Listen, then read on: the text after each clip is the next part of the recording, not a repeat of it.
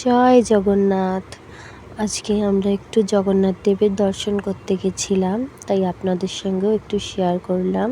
এই পুজোটা আগে আমাদের বাড়ির সামনেই হতো, তা এখন কিছু কারণবশত এবারে গুরুদাস পার্কে হয়েছে। আপনারা মোটামুটি সবাই যান দেখতে, দর্শন করতে। তা আজকে আমি একটু দর্শন করে এলাম। ভগবান জগন্নাথ দেবের কাছে সবাই সবার মনের ইচ্ছা বলুন, মনস্কামনা পূর্ণ হবে। জয় জগন্নাথ।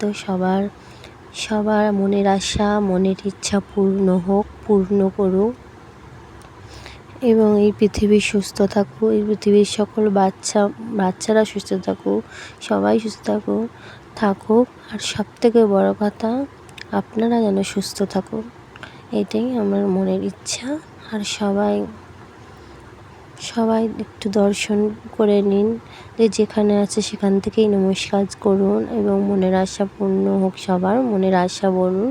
জগন্নাথ দেব কাউকে ফেরায় না, এটা আমি নিজে বুঝতে পেরেছি নিজের জীবন থেকে। তাই বললাম সবাইকে জয় জগন্নাথ।